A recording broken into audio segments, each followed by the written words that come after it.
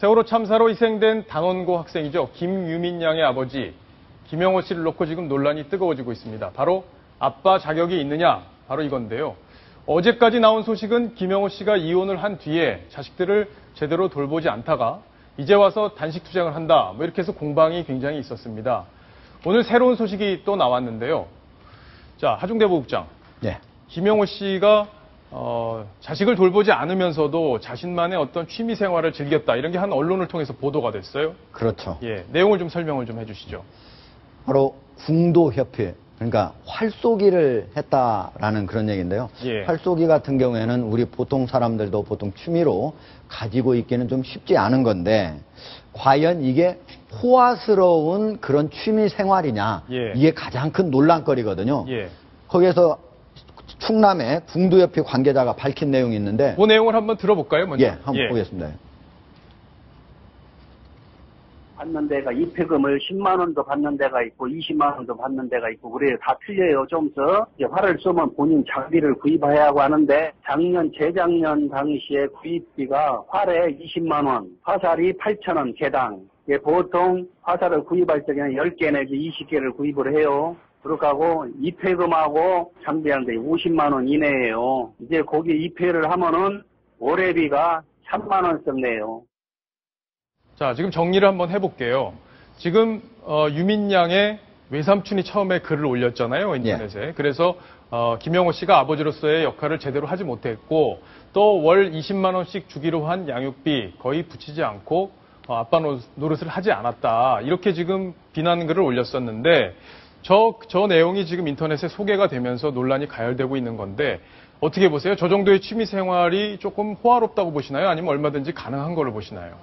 지금 보면은 전체적으로 필요한 돈이 약 예. 50만 원 정도 된다고 그러잖아요. 예. 지금 지부에 따라 좀 다르지만 10만 원에서 20만 원 정도 예. 입회비가 있고, 월 회비는 3만 원이니까 1년 내내 하면 한 36만 원 되지 않습니까? 그렇죠. 그리고 장비 구입비는 활이 20만 원이고 화살이 8천 원인데, 보통 쏠 때마다 10개에서 20개 정도 한다니까 한 번 가면은 한 8만 원에서 16만 원 쓴다고 볼 수가 있는 예. 거죠. 그래서 전체적으로 보면은 그렇게 많이 돈이 드는 건 아닌데, 예.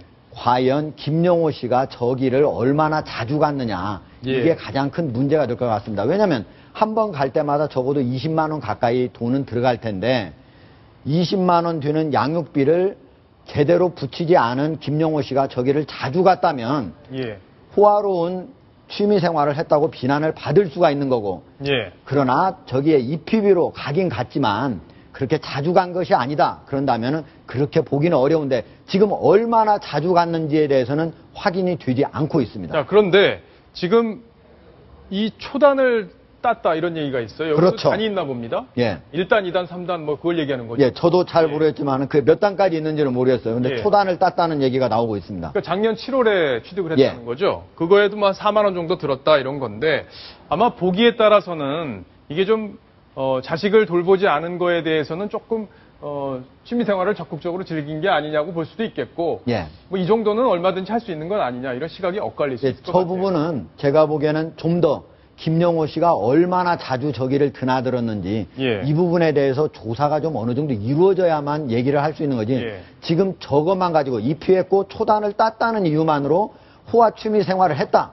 또는 안 했다, 이렇게 단정 짓기는 좀 어려울 것 같습니다. 예. 아마 갈 때마다 20만 원까지 나오지는 않을 것 같아요. 월 회비하고 이 장비 구입비 보면, 장비 구입비는 한 번 사면은 계속 또 가서 또 쓸 수 그렇죠. 있는 또 거니까요. 가서 쏜 다음에 예. 주소가 와가지고 그렇죠. 또 쓸 수 있는 거니까. 예. 예.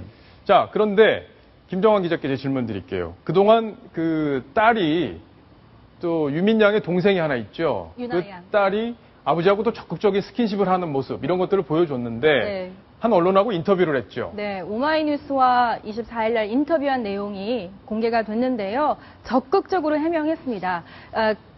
지금까지 제기돼온 우리 아버지에 대한 문제, 사실이 아니다. 삼촌이 아빠가 나쁜 사람이라고 글을 썼는데 당황스럽다. 기소권과 수사권을 지키려는 아빠의 노력이 무너진 것 같아서 속상하다 하면서 아빠의 편을 들었습니다.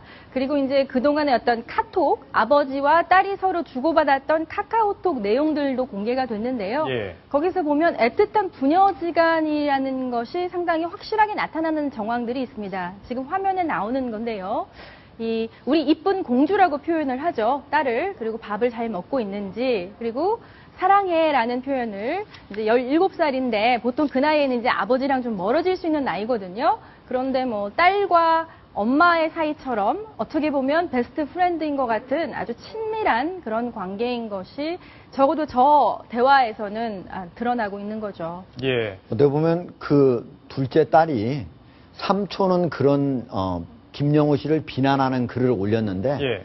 그 아내 김영호 씨의 지금 이혼한 아내하고 그다음에 두 번째 딸은 상당히 김영호 씨에 대해서 따뜻한 말을 하고 있는 걸로 봐서 더 가깝게 지낸 사람의 얘기가 예. 오히려 더 맞는 그렇죠. 거 아닌가. 예. 딸도 아마 이제 아버지의 사랑을 느낀다라고 이야기를 예. 하고 있기 때문에 참사 이후에 또 가족 간의 어떤 정 이런 것들이 더 돈독해졌을 수 있죠. 예, 있겠죠. 그렇습니다.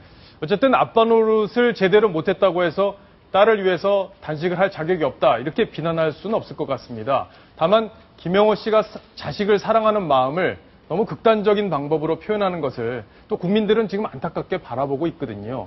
그 부분을 김영호 씨도 잘 기억해 주셨으면 좋겠습니다.